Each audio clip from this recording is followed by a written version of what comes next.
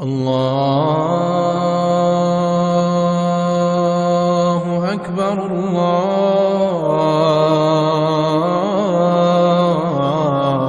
الله أكبر.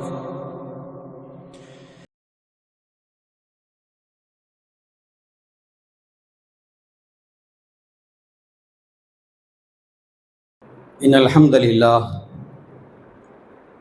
نحمده ونستعينه ونستغفره ونؤمن به ونتوكل عليه ونعوذ بالله من شرور أنفسنا ومن سيئات أعمالنا من يهده الله فلا مضل له ومن يضلل فلا هادي له وأشهد أن لا إله إلا الله وحده لا شريك له وأشهد أن محمدا عبده ورسوله أما بعد فقد قال الله تعالى في القرآن العظيم والفرقان المجيد أعوذ بالله من الشيطان الرجيم بسم الله الرحمن الرحيم يا أيها الذين آمنوا اتقوا الله حق تقاته ولا تموتن إلا وأنتم مسلمون واعتصموا بحبل الله جميعا ولا تفرقوا وقال أيضا يا أيها الناس اتقوا ربكم الذي خلقكم من نفس واحدة وخلق منها زوجها وبث منهما رجالا كثيرا ونساء واتقوا الله الذي تساءلون به والأرحام إن الله كان عليكم رقيبا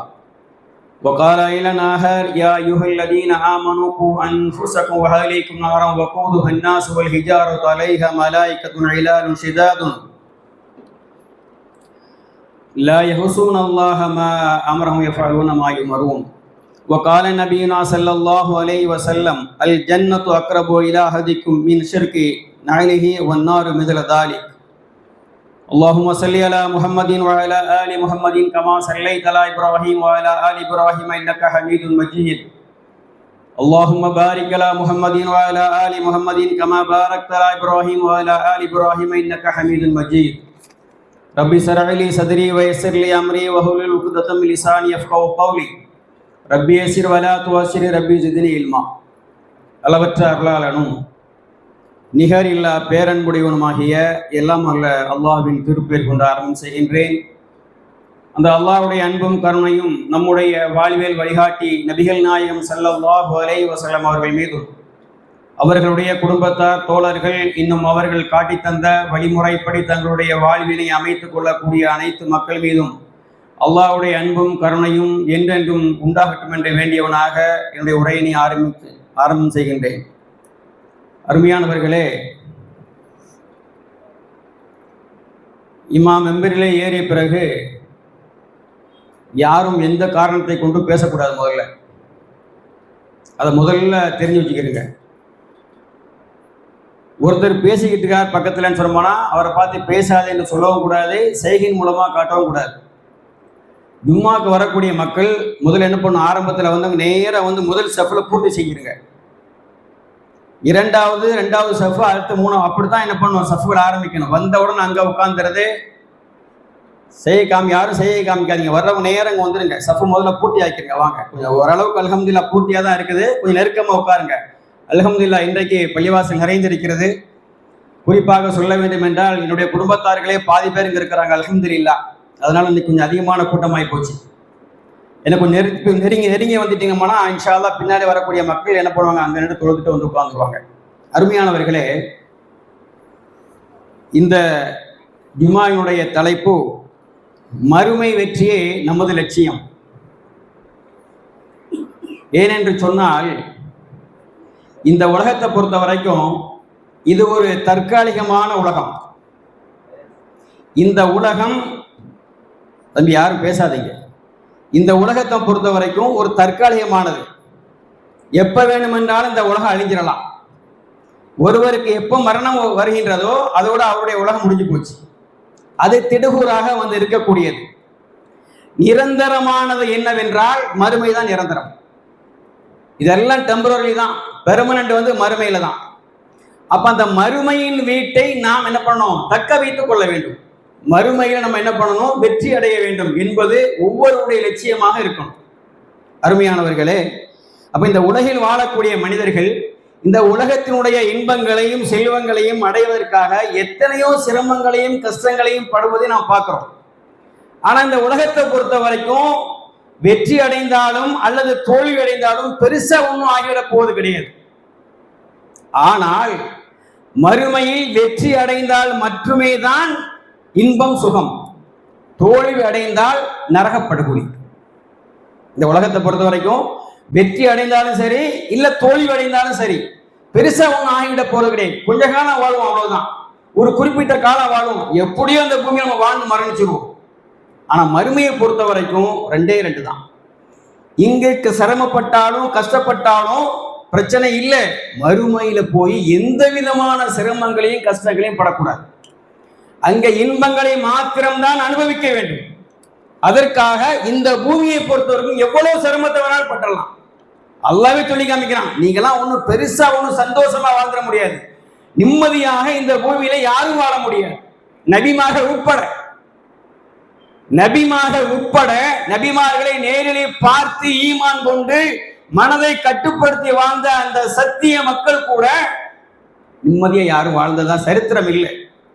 அப்படித்தான் வாழ்க்கை அல்லாஹ் ரப்பல் ஆலமீன் அமைத்திருக்கிற அந்த பூமியில வலனபுலுவன்னகும் பிஷைஇன் மினல் ஹௌஃபி வல் ஜூஇ வ நக்ஸின் மினல் அம்வாலி வல் அன்ஃபுஸி வஸ்ஸமராத் வ பஸ்ஸிரி சாபிரின். அவ்வளவுதான்.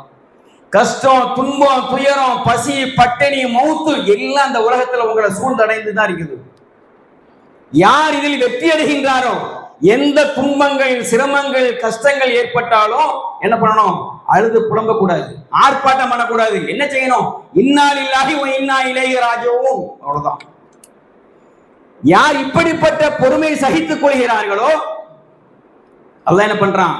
நபி அவங்களுக்கு நீங்க சுபசோபன கூறுங்க, நீங்கள் அவர்களுக்கு நன்மாராயம் கூறுங்கள். யார் எந்த கஷ்டங்கள் ஏற்பட்டாலும் அல்லாஹ்வுக்காக பொறுமையை கடைபிடிக்கிறார்களோ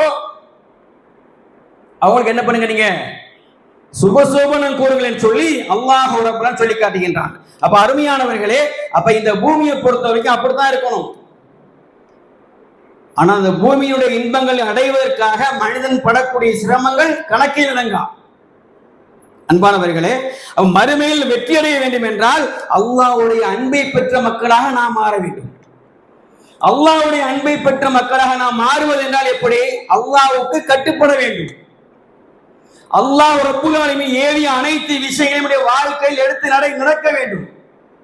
அல்லாஹ் நம்ம கடமையாக்கி இருக்கிறான். இதை தொழுகையை கடமையாக்கி இருக்கிறான். நோன்பு காலங்களில் நோன்பு நோட்பதை கடமையாக்கி இருக்கின்றான். வசதி படைத்தவர்கள் ஜக்காத்து கொடுப்பதை கடமையாக்கி இருக்கின்றான். வசதி படைத்தவர்கள் காபாவை சென்று வருவதற்கு ஹஜ்ஜை கடமையாக்கி இருக்கின்றான். உண்மையை பேசுவதை என்ன பண்ற அல்லாஹ் தஆலா கடமையாக்கி இருக்கின்றான். நன்மை செய்ய வேண்டும் என்று அல்லாஹ் ரப்பல் ஆலமீன் சொல்லி காட்டுகின்றான். அப்ப அல்லாஹ் ரப்பல் ஆலமீன் ஏராளமான கட்டளை நமக்கு வழங்கி இருக்கின்றான்.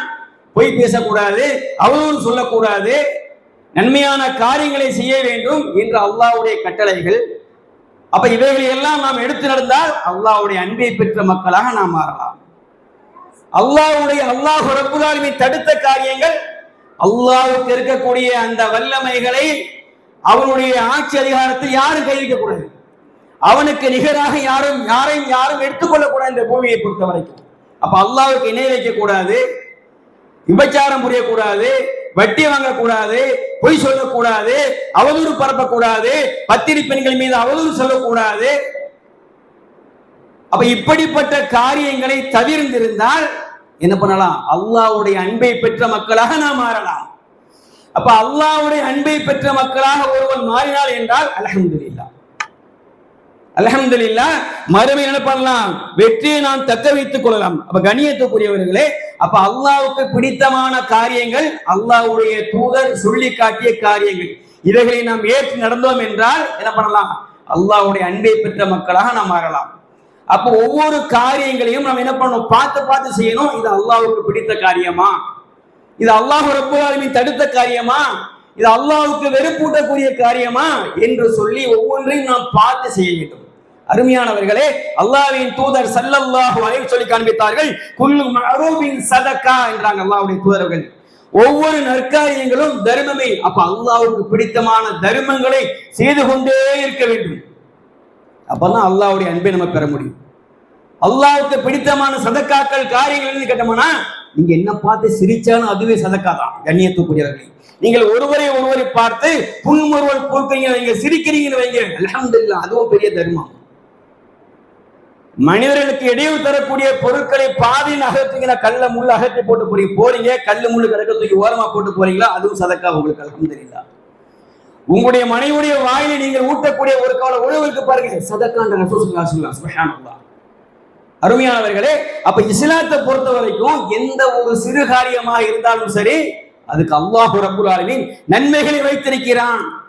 ஃபமன் யஅமல் மிஸ்கால தர்ரத்தின் கைரன் யரா, அல்லாஹ் ரப்புல் ஆலமீன். அருமையானவர்களே, எந்த ஒரு சிறிய காரியமாக இருந்தாலும் சரி, அதுல உங்களுக்கு நன்மை இருக்குது. ரப்புல் ஆலமீன் பதிய வைத்துக் கொள்ளுங்க, அதெல்லாம் நாளைக்கு மறுமையில தருவான். எங்க? மறுமையில. அப்ப மறுமையில் வெற்றி அடைய வேண்டும் என்று சொன்னோம்னா எல்லா காரியங்களையும் பார்த்து செய்யணும். இந்த காரியம் அல்லாஹ் புகழ்ந்ததா, அல்லாஹ்வுடைய தூதர் நமக்கு சொல்லி காண்பித்ததா என்று சொல்லி நாம் செய்யும் பொழுது இந்த காரியங்கள் எல்லாம் அல்லாஹ்வுக்கு பிடித்தமானதாக இருந்தால் அல்லாஹ் ரப்புல் ஆலமீன் பண்றான், அவைகளை பதிய வைத்துக் கொண்டு நாளை மறுமை நாளிலே என்ன பண்றான், எடை போடக்கூடிய நேரத்துல நம்முடைய நன்மைகள் அதிகம் என்ன பண்ணுது, கனத்தி விடுகிறது. அப்ப நம்முடைய நன்மையின் தட்டை நாம் கணக்க செய்தோம் என்றால் அல்ஹம்துலில்லாஹ், அல்லாஹ்வுடைய அந்த அன்பை பெற்ற மக்களாக நாம் மாறிவிடுவோம். கண்ணியத்துக்குரியவர்களே, அல்லாஹ்வின் தூதர் ஸல்லல்லாஹு அலைஹி வஸல்லம் சொல்லி காண்பிக்கிறார்கள், அல் ஜன்னத்து அக்ரபு இலா அஹதிக்கும் மின் ஷிர்கின் அலைஹி வன் நாரு மிதல தாலிக, ரசூல் ஸல்லல்லாஹு அலைஹி வஸல்லம். அப்ப எந்த ஒரு காரியத்தை நம்ம செய்யறதா இருந்தாலும் சரி, அல்லாஹ் நம்மளை பார்த்துக்கிட்டு இருக்கிறான், அல்லாஹ் நம்ம செய்யக்கூடிய காரியத்தை பதிவு செஞ்சுக்கிட்டு இருக்கிறான், இதுக்கான நன்மையை நமக்கு தருவான் என்று சொல்லி நம்ம என்ன பண்ணணும், உள்ளத்தில் நினைத்து செய்ய வேண்டும். அல்லாஹ்வுடைய தூதர் சொல்றாங்க பாருங்க, இப்னு மஸ்ஊத் அறிவிக்கக்கூடிய செய்தியை பார்க்கும்போது, சொர்க்கம் என்பது உங்களுடைய ஒவ்வொருவருக்கும் அவருடைய செருப்புடைய வாரை விட சமீபமா இருக்கணும். ஸல்லல்லாஹு அலைஹி வஸல்லம். சொர்க்கம் எப்படி இருக்குதான், ஒவ்வொருவருக்கும் நம்ம போட்டுக்க பாருங்க செருப்பு, அந்த செருப்புடைய வார் எப்படி இருக்கு, பக்கத்துல அருமையில தான் இருக்குது, அதே போன்று அருகாமையில் இருக்கிறது. ஒன்னாறு மிதர்தாளிக்கு, நரகமும் அப்படித்தான், நரகமும் அப்படித்தான். அப்ப நன்மையான காரியங்கள் நாம் செய்யும் பொழுது அதற்கு நன்மை அல்லாஹ் தஆலா வைத்திருக்கின்றான். அதே மாதிரி ஒரு தீமையான காரியம் செஞ்சாலும் சரி, அதுக்கு தண்டனை அல்லாஹ் தஆலா வைத்திருப்பதாக அல்லாஹ்வின் தூதர் ஸல்லல்லாஹு அலைஹி வஸல்லம் சொல்லக்கூடிய செய்தியை நம்ம பார்க்கிறோம். அப்ப அருமையானவர்களே, அப்ப என்ன செய்யணும்னு கேட்டோம்னா, நம்ம செய்யக்கூடிய காரியம் அல்லாஹ்வுக்கு பிடித்தமானதானா, நம்ம செய்யக்கூடிய காரியம் அல்லாஹ்வுக்கு பிடித்தமானதானா, அல்லாஹ் ஏற்றுக்கொள்ளக்கூடிய காரியம் என்று சொல்லி நாம் செய்தோம் என்றால் அல்ஹம்துலில்லாஹ், அதுக்கு பிரச்சனையே இல்லை. அப்படி இல்லைன்னு வைங்க, நம்ம சாதாரணமாக ஒன்றை நினைத்து விடுகிறோம் சொல்லுமா, அது அல்லாஹ்வுக்கு பிடித்தமில்லாத காரியமாக இருந்தால் அல்லாஹ்வுடைய தூதர் அழகா சொல்லி காமிக்கிறாங்க. ஒருவன் ஒரு வார்த்தை சொல்லுகின்றான், அந்த வார்த்தையினுடைய ஆழத்தை அவன் உணரவில்லை, பொருளை அவன் உணரவில்லை. இதன் காரணமாக கிழக்கிற்கும் மேற்குக்கும் இடைப்பட்ட தூரத்து அளவுக்கு அவன் என்ன பண்றானா, சொர்க்கத்தில் தூக்கி வீசப்படுகிறான். அதே மாதிரி ஒரு காரியத்தை அவன் சொல்லுகின்றான், அந்த காரியத்தினுடைய தன்மையை உணரவில்லை. இது அல்லாஹ்வுக்கு உகந்த காரியம் தானா, அல்லாஹ்வை இணை வைக்கக்கூடிய காரியமாக இருக்கிறது உணராமல் அவன் செய்து விடுகிறான். இதன் காரணமாக கிழக்கிற்கும் மேற்கு இடைப்பட்ட தோற்ற அளவுக்கு நரகத்தில் வீசப்படுவதாக அல்லாஹ்வின் தூதர் சொல்லக்கூடிய செய்தியை நம்ம பார்க்கிறோம். அப்ப அருமையானவர்களே, நாம் செய்யக்கூடிய ஒவ்வொரு காரியங்களும் அல்லாஹ்வுக்கு பிடித்தமான காரியமா இது என்று சொல்லி நினைத்து நாம் செய்தோம் என்றால் அல்ஹம்துலில்லாஹ், அல்லாஹ் ரப்புல் ஆலமீன் என்ன பண்றான், நமக்கு அதற்குண்டான வெகுமதியை தருவதாக அல்லாஹ் சொல்லி காமிக்கின்றான். அருமையானவர்களே, அல்லாஹ்வின் தூதர் ஸல்லல்லாஹு அலைஹி வஸல்லம் சொல்லக்கூடிய செய்தியை என்ன பண்ணணும், ஃபாலோ பண்ணணும். அல்லாஹ்வுடைய கட்டளை ஏற்று நடக்கிறோம் சொன்னா அல்ஹம்துலில்லாஹ், அல்லாஹ் ரப்புல் ஆலமீன் சொல்லி காட்டுகின்றான், யார் அல்லாஹ்வுக்கு கட்டுப்படுகின்றார்கள், ஈமான் கொண்டு அல்லாஹ்வுக்கு கட்டுப்பட்டு நற்காரியங்களை செய்கின்றார்களோ அவர்களுக்கு அல்லாஹ் ரப்பல் வழங்கக்கூடிய கூலி என்னவென்றால் சொர்க்கம். அதாங்க தேவை நமக்கு. நம்ம ஒவ்வொருடைய ஆசை என்னவா இருக்குன்னு கேட்டோம்னா, நாளைக்கு மறுமையில் நம்ம எல்லாரும் சொர்க்கத்துக்கு போன அவ்வளவுதான். இந்த பூமியில சிரமங்கள் கஷ்டங்கள் எல்லாத்தையும் அனுபவிக்கிறது எதுக்காக, அல்லாஹ்வுக்காக, மறுமைக்காக. அல்லாஹ்வுக்காக நம்ம சொல்றோமே, தொழுறது அல்லாஹ்வுக்காக, நோன்பு பிடிக்கிறது அல்லாஹ்வுக்காக. இதனால அல்லாஹ்வுக்கு ஏதாவது பிரயோஜனம் இருக்குதா? தொழுகிறது, நோன்பு நோக்கிறது, ஜக்காத்தை வாரி வழங்குறது, ஹஜ் செய்யறது, என்ன காரியம் செஞ்சாலும் சரி, இதனால அல்லாஹ்வுடைய அந்தஸ்து ஏதாவது ஒன்று குறை கூட போயிருந்தா இல்லை. அல்லாஹ்வுக்காக நம்ம செய்யுங்கன்னு சொல்றோம், செய்யும்போது அல்லாஹ் தேவையா? அல்லாஹ் ரப்புல் ஆலமீன் நாம் செய்யக்கூடிய அத்தனை காரியங்களையும் திருப்பி நமக்கு தான் தருவான். அல்லாஹ் நமக்கு தராங்க. அல்லாஹு சமதுங்க. யார்கிட்ட எந்த தேவையில்லாதவன். நம்ம தொழுவதனால, அல்லாஹ்க்கு திக்ர் செய்யறதுனால, நம்ம நோன்பு பிடிக்கிறதுனால, ஹஜ்ஜி செய்யறதுனால அல்லாஹ்வுடைய அந்தஸ்துல ஏதாவது ஒன்று கூடியதா இல்லை. இந்த பூமியை பொறுத்த வரைக்கும் எல்லா மக்களும் அல்லாஹ்வை நிராகரித்தாலும் சரி, அல்லாஹ்வுடைய அந்தஸ்து அவர் கடுகள குறையாது.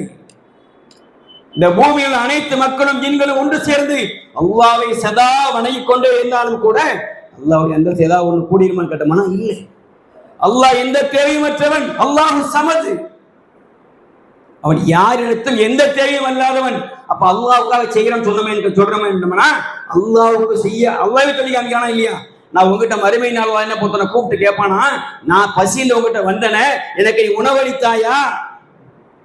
நான் தாகம் என்று உன்னிடத்துல வந்தேனே, நீ எனக்கு தண்ணீர் புகத்தினாய் கேட்கும் போது மனுஷன் கேட்பானா, யா அல்லாஹ், நீ தானே எல்லாத்துக்கும் உணவையும் தண்ணியும் கொடுத்தா, நீ தானே எல்லாத்துக்கும் ஆடையை கொடுத்தா, நீ எப்ப எங்கிட்ட வந்து கேட்டா தண்ணியும் சோத்தையும் கேட்டான்னு கேட்கும்போது அப்ப அல்லாஹ் சொல்லுவானா, ஒரு அடியான் உன்னிடத்துல வந்து கேட்டான், பசியா இருக்கு சாப்பாடு தாங்கன்னு கேட்டான், தண்ணியை கேட்டான், ஆடையை கேட்டான், நீ அவனுக்கு கொடுத்திருந்தால் அங்கு என்னை நீ பார்த்திருப்பாயின்னு சொல்லி அல்லாஹ் தஆலா சொல்லக்கூடிய செய்ய கேட்கிறமா இல்லையா? அப்ப அல்லாஹ்வுக்கு என்ன செய்யக்கூடியது அது நமக்கு திருப்பி வருவது.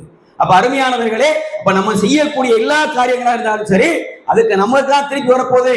இருந்தாலும் அல்லாஹ்வை பயந்து செய்ய வேண்டும். அருமையானவர்களே, அல்லாஹ் ரப்பல் ஆலமீன் சொல்லி காமிக்க பாருங்க, யார் ஈமான் கொண்டு சாலிஹான நற்கர்மங்கள் செய்கிறார்களோ அவர்கள் என்ன பண்ண கேட்டோம்னா சொர்க்கத்துல புகுத்திடுவோம். அல்லாஹ் தஆலா ஈமான் கொண்டு சாலிஹான் நற்கர்மங்கள் யார் செய்கிறார்களோ அவர்கள் நாம் சொர்க்கத்தில் என்ன பண்ணுவோம், சுவர்க்கத்தில் போத்தோம்.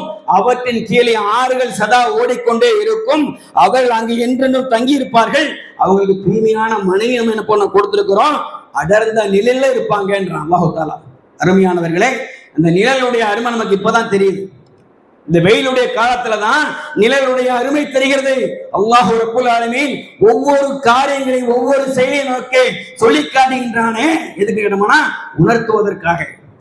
வெயிலுடைய அருமை, நிழலுடைய அருமை நமக்கு இப்ப வெயில தெரியுது. கொஞ்ச நேரம் நிக்க முடியும். ஏசி கட்டாச்சுன்னு வைங்களேன், அவ்வளவுதான், ஒருத்தர் உள்ள உட்கார முடியாது, அப்படியே ஊத்திக்கிட்டே இருக்கும்.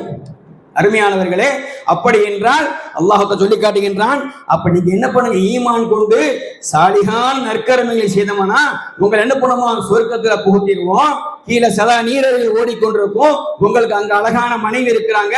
இழந்த என்ன பண்ணுவோம், அடர்த்தியான நிழலில உங்களை நாம் என்ன பண்ணுவோம், தங்க வைப்போம்னு சொல்லி அல்லாஹ் தஆலா சொல்ற செய்தியை நம்ம பார்க்கிறோம். அருமையானவர்களே, அப்ப யாரெல்லாம் நன்மை செய்கின்றார்களோ அவர்களை அல்லாஹ் தஆலா சொல்லி காட்டினான் பாருங்க. 45 அத்தியாயத்துடைய 15 வசனம் அல்லாஹ் தஆலா சொல்லி காட்டுகின்றான், யார் நன்மை செய்கிறார்களோ அவர்களுக்கு நன்மை இருக்கிறது, அவர்களுக்கு சொர்க்கம் இருக்கிறது, அவர்களுக்கு என்னுடைய அன்பு இருக்கிறது, என்னுடைய பாதுகாப்பு இருக்கேன்னு சொல்லி 45 அத்தியாயத்துடைய 15 வசனம் அல்லாஹ் தஆலா சொல்லி காட்டுகின்றான். அருமையானவர்களே, அப்ப இந்த பூமியை பொறுத்த வரைக்கும் இது திடுகூறாக அழிந்து போகக்கூடிய ஒன்று. ஆனால் மறுமை வீடுக்கு பாருங்க, அதுதான் நிரந்தரம் என்பதை அல்லாஹ் ரப்பல் சொல்லி காட்டுகின்றான். தில்க தாருல் ஆகிரத்து அஜ்அலுஹா லில்லதீன லா யர்ஜூன உலுவன் ஃபில் வலா ஃபஸாதன் வல் ஆகிபத்து லில் முத்தகீன். அந்த மறுமையுடைய வீட்டை இந்த பூமியில யார் தங்களை பெருமைப்படுத்திக் கொள்ளாமல் இருக்கிறார்களோ, இந்த பூமியில் வாழும்போது யார் தங்களை பெருமைப்படுத்திக் கொள்ளாமல் வாழ்கின்றார்களோ அவர்களுக்காக என்ன பண்றோம், அந்த மறுமையை நம்ம தயாரித்து வைத்திருக்கிறோம்.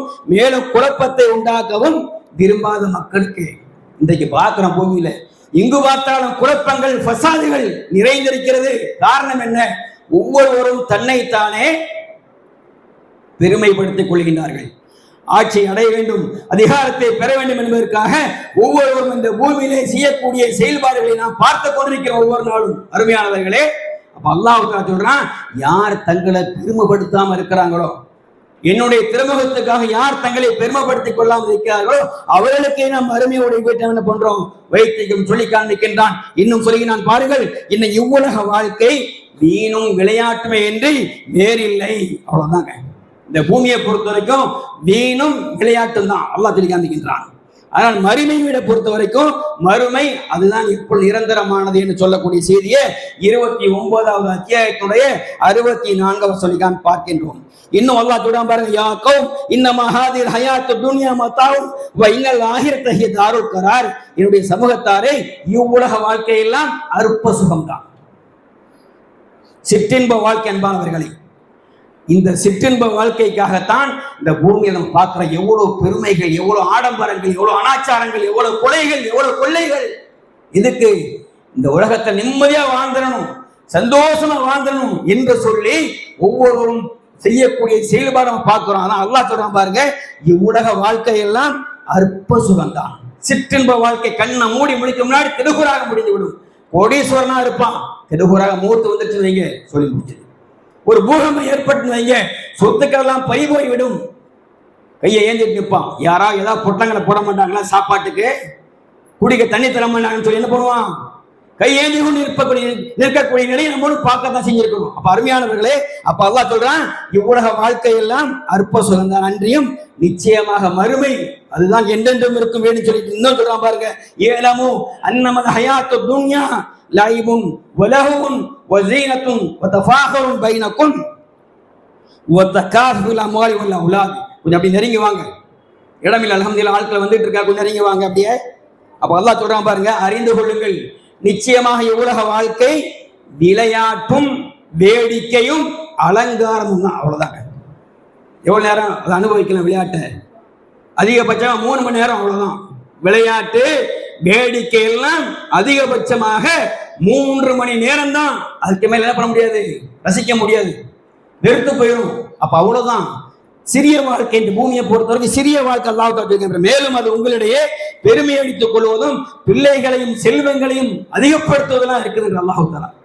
அப்ப அருமையானவர்களே, அப்ப இந்த உலகத்தை பொறுத்தவரைக்கும் யார் இந்த உலக இன்பங்கள்ல மூழ்கி விடுகிறார்களோ அவர்களுக்கு அல்லாஹ் தஆலா சொல்லக்கூடியது மறுமையில் கடுமையான வேதனை இருக்கின்றான். மறுமையில கடுமையான வேதனை இருக்குது. யாருக்கு? இந்த உலகத்தில் எல்லாம் அடைந்து விட வேண்டும், எல்லா இன்பங்களையும் அடைந்து விட வேண்டும் என்று சொல்லி யார் பேராசைப்படுகின்றார்களோ அவர்களுக்கு மறுமையில் கடுமையான வேதனை உண்டு. ஆனால் மூமின்களுக்கு அல்லாஹ்வுடைய மன்னிப்பு இருக்குது, அவனுடைய பொருத்தம் இருக்குது. ஆகவே இவ்வுலக வாழ்க்கை உங்களை ஏமாற்றும் அற்ப சுகமே என்று வேறில்லை. அல்லாஹ் சொல்லக்கூடிய செய்தியை நம்ம பார்க்கிறோம்.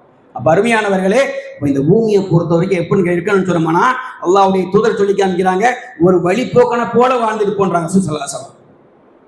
அல்லாஹ்வுடைய தூதரை பார்க்கறதுக்கு உமர் ரலியல்லாஹு வீட்டுக்குள்ள வராங்க.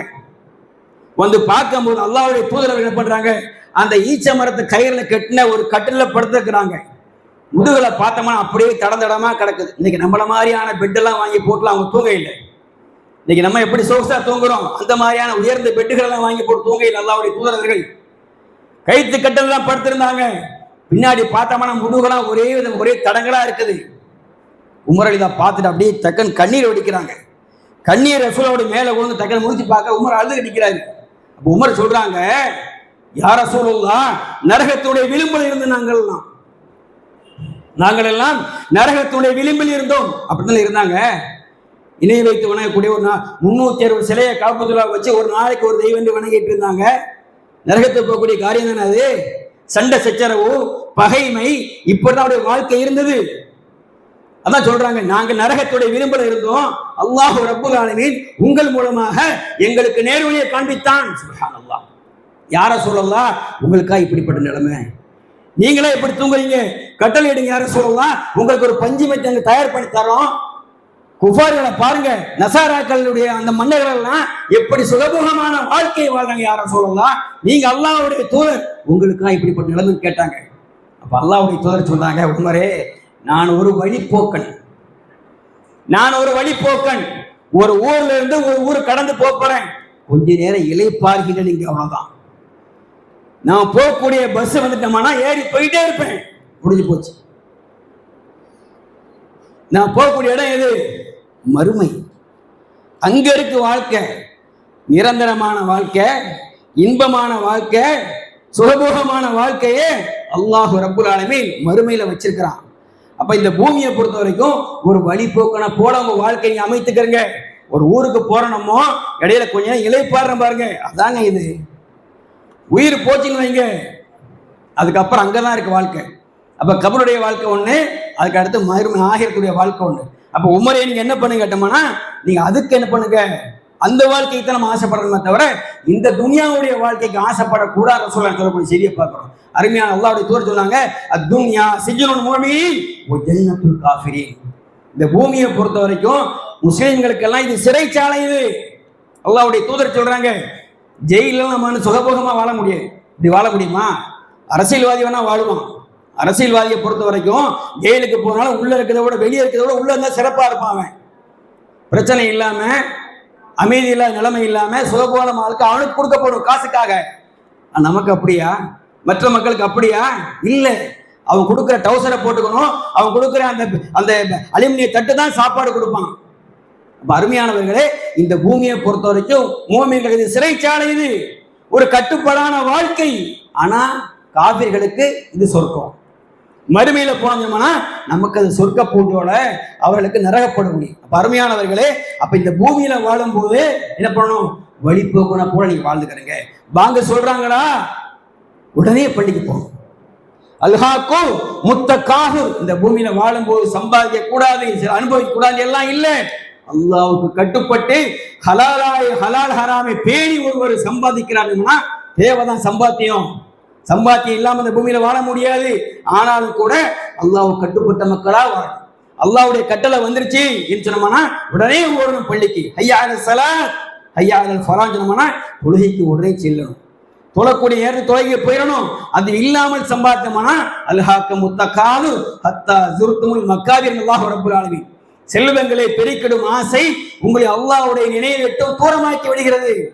இதுவரை நீங்கள் மன்னரை சந்திக்கிறத சொல்றான அந்த நிலைமை இல்லாம அல்லாஹ் பிரியப்பட்ட நிலைமையில சம்பாதிக்கணும்னா அல்ஹம்துலில்லாஹ் ஹைர் அல்ஹம்துலில்லாஹ். அப்ப அருமையானவர்களே, இன்னும் அல்லாஹ்வுடைய தூதர் சொல்றாங்க பாருங்க, இந்த உலகில் நீ ஒரு அந்நியனை போல் வாழு, வழிபோக்கனை போல் வாழ் என்று சொல்லக்கூடிய செய்தியை நம்ம பார்க்கிறோம். இன்னும் அல்லாஹ்வுடைய தூதர் சொல்றாங்க, அறிவாளி என்பவன் யார் தெரியுமா?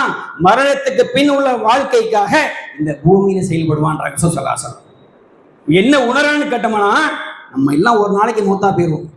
நம்ம எல்லாம் ஒரு நாளைக்கு மரணிச்சு மூத்தாயிருவோம். அது யாருக்கு சந்தேகம் இல்லை. மூத்தா போன பிறகு மறுமையுடைய வாழ்க்கையில எனக்கு வெற்றி கிடைக்குமா, தோல்வி கிடைக்குமா? ஏங்க, சொர்க்கத்துக்கு நின்மாராயம் கூறப்பட்ட சத்திய சஹாபாக்கள் எல்லாம் கூட மறுமையை பத்தி சொல்லும் போது தாரை அழுத வெடிச்சிருக்கிறாங்க.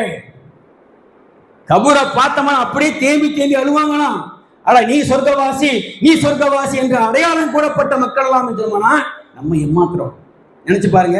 இப்ப அருமையானவர்களே, அப்ப அந்த மறுமையை குறித்து, மறுமையில் நம்ம வாழ போறோம், அங்க போனா எப்படி நம்முடைய வாழ்க்கை இருக்கும், அதுக்கு நம்ம என்ன தயாரித்து வைத்திருக்கிறோம் என்பதை என்ன பண்ணும் ஒவ்வொருவரும் பார்த்துக் கொள்ள வேண்டும். கண்ணியத்துக்குரிய. அதனால அல்லாஹ்வுடைய தூதர் சொல்றாங்க, அறிவாளி என்பவன் மரணத்துக்கு பின் உள்ள வாழ்க்கைக்காக இந்த பூமியிலே செயல்படுவான் என்று அல்லாஹ்வின் தூதர்கள் சொல்கின்றார்கள். இன்னும் சொன்னாங்க பாருங்க, சொர்க்கம் சிரமங்களால் சூழப்பட்டிருக்கிறது. சொர்க்கம் எல்லாரும் சொர்க்கமே ஆசைப்படுறோமா இல்லையா? நம்ம சொர்க்கம் தான் நமக்கு எல்லாத்துக்கும் வேணும். ரசூலுல்லாஹ் சொல்றாங்க, சிரமங்களை கொண்டு அந்த சொர்க்கம் சூழப்பட்டிருக்கிறது. அதே மாதிரி நரகம் ஆசைகளால் சூழப்பட்டிருக்கிறது. அப்ப சொர்க்கம் வேண்டும் என்று சொல்லி ஆசைப்படக்கூடிய மக்கள் நம்முடைய ஆத்மாக்கள் நப்சுகளை கட்டுப்படுத்திக் கொள்ள வேண்டும். அருமையானவர்களை, அப்படி நம்முடைய ஆத்மாக்களை கட்டுப்படுத்தி வாழ்ந்தோம் என்றால் அல்ஹம்துலில்லாஹ், சிரமங்களையும் கஷ்டங்களையும் நாம் தாங்கின்ற பூமியிலே வாழ்ந்தோம் என்றால் நிச்சயமாக நாளை மறுமையில் அல்லாஹ் ரப்பல் ஆலமீன் சொர்க்கத்தை நமக்கு தருவதற்கு தயாராக இருக்கின்றான். அப்படிப்பட்ட வாழ்க்கை வாழக்கூடிய நல்ல மக்களாக அல்லாஹ் நம் அனைவரும் ஆக்கிடுவானாக.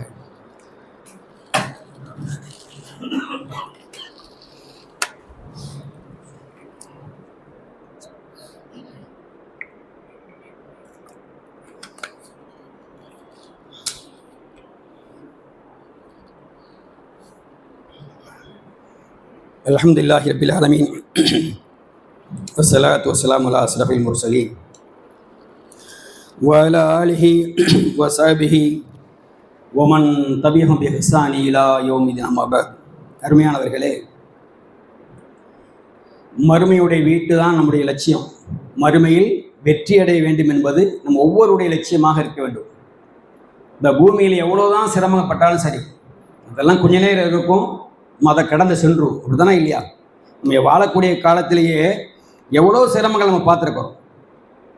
எவ்வளோ நோய் நொடிகளை பார்த்துருக்கிறோம், எவ்வளோ பூகம்பங்களை பார்த்துருக்கிறோம், எவ்வளோ சுனாமிகளை பார்த்துருக்கிறோம், கொரோனா என்ற ஒரு பெரிய கொடுநோயை பார்த்துருக்குறோம். அப்புறம் பள்ளிவாசல்லாம் பூட்டி வச்சுட்டாங்கல்ல, கடைகள் எல்லாம் பூட்டு, பள்ளிவாசல் எல்லாம் பூட்டு. அந்த மாதிரியான கடன்லாம் பார்த்தா இருக்கிறோம். எல்லாம் நம்மை விட்டு கடந்து விட்டது. அப்ப எல்லாமே நம்மை விட்டு கடந்து விடும். அப்ப நிரந்தரம் என்ன சொன்னோம்னா மறுமை நிரந்தரம். இந்த பூமியில எல்லாம் நடக்கும், எல்லாம் நடக்கும். இந்த பூமியில கொஞ்ச நாளைக்கு அப்புறம் எல்லாமே நம்ம விட்டு கடந்து விடும். ஆனால் மரணத்துக்கு பிறகு நான் இருக்கக்கூடிய வாழ்க்கை இருக்கு பாருங்க, அந்த வாழ்க்கை நிரந்தரமானது. அதுல ஒருவன் வெற்றி அடைந்தான் சொன்னோம்னா அல்ஹம்துலில்லாஹ், அதுதான் ஒருவனுக்கு சிறந்தது ஒரு வாழ்க்கை. அல்லாஹ் தஆலா சொல்லி காட்டினான் பாருங்கள். 59வது அத்தியாயத்தினுடைய 18வது வசனத்துல, யா அய்யுஹல்லதீன ஆமனு இத்தகுல்லாஹ் வல் தன்துரு நஃப்ஸு மா கத்தமத் லிகதீன் வத்தகுல்லாஹ் இன்னல்லாஹ கபீரும் பிமா தஅமலூன். ஈமான் கொண்டவர்களே, நீங்கள் அல்லாஹ்வை அஞ்சி நடந்து கொள்ளுங்கள். ஈமான் கொண்டவர்களே, நீங்கள் அல்லாஹ்வை அஞ்சி நடந்து கொள்ளுங்கள். மேலும் ஒவ்வொருவரும் மறுமையுடைய வீட்டுக்கு என்ன பண்ண, நம்ம என்ன தயாரித்து வைத்தீர்கள் என்பதை பார்த்துக்கிறேன் அல்லாஹ் தஆலா. நம்ம எல்லாரும் மறுமைக்கு போக வேண்டி இருக்குது. மௌத்துக்கு பிறகு மறுமை. அங்க போய் நிம்மதியா வாழ்வதற்கு நீங்க என்னத்தை தயாரித்து வைத்தீர்கள் நீங்க பார்த்துக்கிறீங்க இந்த அல்லாஹ் தஆலா சொல்லக்கூடிய செய்தியை 59வது அத்தியாயத்தினுடைய 18வது வசனம் பார்க்கிறோம். அல்லாஹ் சொல்றான் பாருங்க, நீங்கள் அல்லாஹ்வை பயந்து கொள்ளுங்கள். மேலும் ஒவ்வொருவரும் நாளை மறுமைக்காக எதை நீங்கள் முற்படுத்தி வைத்து என்பதை பார்த்துக் கொள்ளுங்கள். இன்னும் அல்லாஹ்வை நீங்கள் அஞ்சிக் கொள்ளுங்கள் சொல்லி அல்லாஹ் தஆலா சொல்லி காமிக்கிறான். அருமையானவர்களே, அப்ப அந்த பூமியில வாழும்போது மறுமையில எனக்கு சொர்க்க வேணும் என்ற ஆசை ஒவ்வொருவருக்கும் இருக்கும், ஒவ்வொருவருக்கும் இருக்கணும். அப்ப அந்த சொர்க்கத்தை நாம் அடைவதற்கு என்ன செய்யணும் கேட்டோம்னா, அல்லாஹ்வுடைய அன்பை பெற்ற மக்களாக நம்ம இருக்கோம்.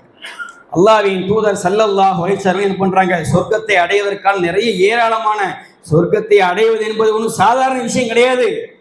அதற்கு பல போராட்டங்களை அந்த சத்திய சஹாபாக்கள் பெற்றார்கள், நபிமார்கள் அடைந்தார்கள். ஆனா இருந்தாலும் கூட அல்லாஹ்வுடைய தூதர் சில லேசான காரியங்களை சொல்லி தந்து, இந்த காரியங்களை நீங்க என்ன பண்ண நிரந்தரமா செய்யுங்க, நீங்க நிரந்தரமா செஞ்சீங்கன்னா சொர்க்கத்துக்கு உங்க உத்தரவாதத்துக்கு நான் உத்தரவாதம் சொல்றாங்க. அருமையானவர்களே, அல்லாஹ்வுடைய தூதர் சொன்னார்கள், யார் தங்களுடைய 2 தாடைகளுக்கு மத்தியில் உள்ள நாவையும் 2 தொடைகளுக்கு மத்தியில் உள்ள மர்ம உறுப்பையும் பேணிக் கொள்கிறாரோ அவருடைய சொர்க்கத்துக்கு நான் உத்தரவாதம் அளிக்கிற சூழல் சொன்னாங்க. அப்ப நாவையும் பேணணும், மர்ம உறுப்பையும் பேணணும். இது ரெண்டையும் பாதுகாத்து வந்துடுமானா நமக்கு சொர்க்கத்துக்கு சூழல உத்தரவாதம் அளிக்கிறாங்க. அருமையானவர்களே, அதே போல அல்லாஹ்வுடைய தூதர் சொன்னாங்க, நாளை மறுமை நாள்ல உங்களுக்காக வாதாடும். இது என்ன வாதாடும்? நம்ம அம்மா அப்பா, அண்ணன் தம்பி, அக்கா தங்கச்சி, மாமா மச்சான் வந்து வாதாடுவாங்க.